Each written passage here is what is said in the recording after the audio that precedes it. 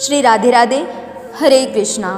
हम सब साधक श्री महावाणी में ब्याहुला उत्सव श्रवण कर रहे हैं। दो लालन ब्याह लड़ाओरी। ब्याहुला में सखी की कामना। गतांश से आगे। इस सखी भाव को समझने के लिए शुद्ध हृदय अति आवश्यक है। कलुषित हृदय इस सखी भाव को समझने में समर्थ नहीं होगा। हे रसिकों, जिनका मन सांसारिक कामनाओं से दग्ध है, वो इन पवित्र प्रेम से भरे भाव को क्या समझे। यह तो उनके लिए है जो निष्काम है, प्रेम से भरे हैं, स्वसुख जिनके लिए कोई मायने नहीं रखते। श्री महावाणी जब यह कहती है कि प्रातः काल ही उठ के धारी सखी को भाव, जाय मिले निज रूप सो, या को यह उपाव। हृदय में भाव धारण करो, महावाणी जी की आज्ञा है। अब भाव में तो अनेक भेद है। भाव है, विभाव है, अनुभाव है, महाभाव है, संचारी भाव और स्थायी भाव आदि आदि है। साहित्य भरा पड़ा है इन भावों की व्याख्याओं से। मैं अब उन सब में नहीं जाऊंगा, किंतु जैसे हीरा है, मोती है, मणि है, माणिक्य है, सोना है, चांदी है, तांबा है, लोहा है, इन सब के भाव अलग अलग है। इन सब पदार्थों के भी भाव एक नहीं है। क्या हीरा और लोहे का भाव एक है? नहीं ना। ऐसे ही भाव मात्र कहने से नहीं होगा।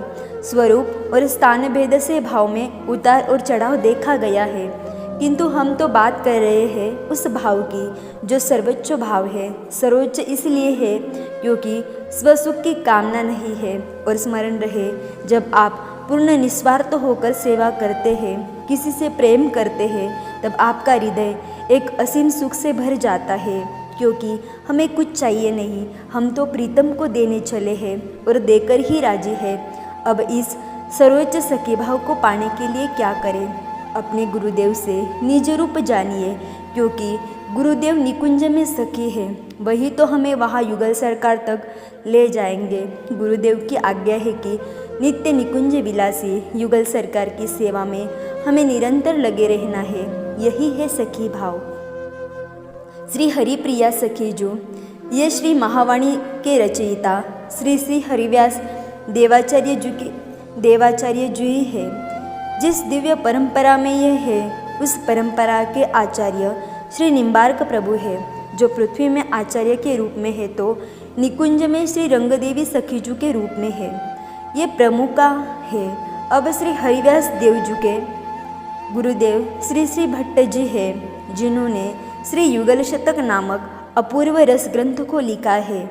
ये गुरुदेव है श्री हरिव्यास देव के श्री श्री भट्ट जी। इनका नाम निकुंज में है श्री हितु सहचरी। अब आप लोग झांकी का दर्शन करें। मंडप में विराजे है श्री श्यामा श्याम, जो दूल्हा और दुल्हन के अद्भुत भेष में है। उनको चवर ढुरा रही है श्री रंगदेवी जो। उनके थोड़ा पीछे है श्री हितु सखी जो, वो बस दर्शन कर रहे हैं। शांत सखी है ये, बस मंद मंद मुस्कुराते हुए ब्याह मंडप में सजे धजे बैठे अपने प्राणधन युगल को निहार रही है। उनके थोड़ा पीछे है हरिप्रिया सखीजू। वो कभी अपनी युद्ध की प्रमुखा श्री रंगदेवी सखीजू को देख रही है, तो कभी अपने गुरु श्री हितु सहचरीजू को। पर ये क्या, नेत्र बंद हो गए श्री हितु सहचरीजू के। नेत्रों के कोरों से अपार सुख के अश्रु बहने लगे। हरिप्रिया देख रही है अपनी गुरु की ये स्थिति। हरिप्रिया सुन रही है कि इस ब्याहुला उत्सव में युगल को निहारते निहारते श्री हितु सखीजू के मन में क्या कामना आ गई थी। ओहो, और उस कामना को जानते ही हरिप्रिया अद्भुत आनंद से भर गई। उनका हृदय उन्मद होने को तैयार है। आहा, मेरी सखीजू के मन में ऐसी उत्कंठा। हरिप्रिया आनंदित हो उठी थी। हे रसिकों, ये निकुंज के रहस्य को खोलने वाली है ब्याहुला उत्सव। इसलिए अनाधिकारी मेरे ऊपर कृपा करे और इसे न सुने, और जो रसिक है वो उसमें डूब जाए, क्योंकि इससे सुंदर मार्ग उनके लिए कोई है ही नहीं। अब चलिए शीघ्र निकुंज में, जहाँ विवाह उत्सव धूमधाम से मनाया जा रहा है। अनंत सखियाँ है, सुंदर निकुंज और उसमें सुंदर सखियाँ, ब्याह मंडप है, उसमें सुंदरतम सुंदरतम दुल्हा दुल्हन विराजे है। सखियाँ नृत्य कर रही है, गायन में मत्त है। मधुर स्वर से उनका गान पूरे निकुंज में गूंज रहा है। यहाँ ऐसा लग रहा है कि सब कुछ नृत्यमय हो उठा है। हरिप्रिया आनंदित है, वो इधर उधर देख रही है। उनकी सखियाँ नृत्य कर रही है, कोई गान कर रही है, उन्मत्त है सब। तभी हरिप्रिया जी ने देखा मंडप के बाईं ओर श्री रंगदेवी जी के पीछे से शांत गंभीर इनकी गुरु सखी श्री हितु सहचरी जो आकर खड़ी हो गई है और युगल को बड़ी प्रसन्नता से निहार रही है, मुस्कुराते हुए निहार रही है।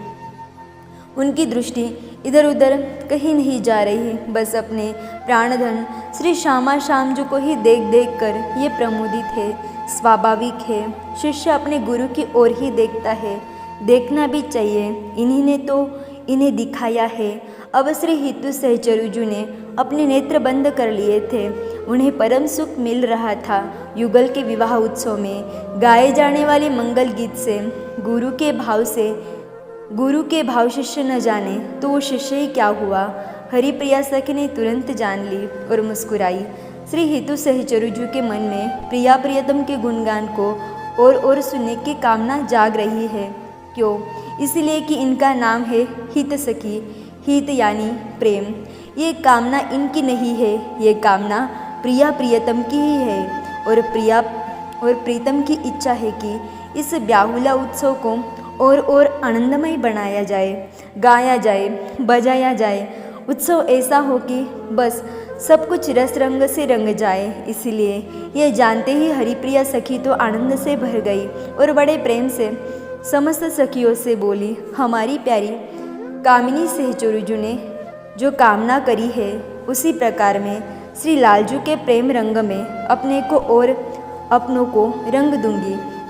लालजू का सुंदर श्रृंगार करूंगी और उनका श्रृंगार करके अपने हृदय की कालिमा को मिटा दूंगी।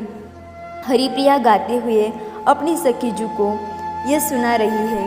वो ये सुनाते हुए नृत्य भंगिमा के साथ एकाएक बैठ जाती है और फिर अपने नेत्रों को मूंद लेती है और कहती है, अपनी प्राणधना स्वामिनी श्री राधा के नाम का मैं खूब जाप जपूंगी।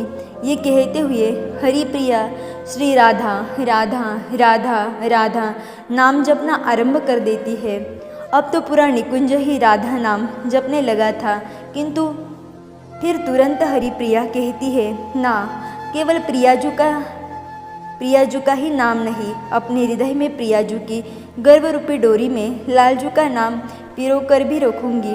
ये कहकर हरिप्रिया अपनी गुरु सखी को देखती है। वो अब मुस्कुरा रही है। अरे, हरिप्रिया की बातों से तो युगल भी प्रसन्न हो गए हैं। हरिप्रिया उन्मत्त है। ब्याह में भी उन्मत्तता नहीं आई तो फिर कब आएगी? हरिप्रिया कहती है, पान खाऊंगी, मुँह रचाऊंगी, कृष्ण नाम के पान में राधा नाम की मीठी गिलोरी डालकर मुँह रचाऊंगी और मत्त हो जाऊंगी। हरिप्रिया की ये कामना सुनकर प्रिया प्रियतम अब हंस पड़े हैं। अनंत सखिया करतलध्वनि करने लगी है। श्री रंगदेवी जो नृत्य करती हरिप्रिया के ऊपर पुष्प बरसाती है। ये देखकर श्री हितु सखी बहुत प्रसन्न हो रही है। हरिप्रिया आज प्रेम के उन्माद से भर गई है। वह कहती है, लालजू के नामों को प्रेम की डोरी में गूंथकर उन्हें उस डोरी में झूला झुलाऊंगी। फिर कहती है, नहीं नहीं, लालजू के नामों को गाती हुई लाडलीजू के चरणों की परिक्रमा लगाऊंगी।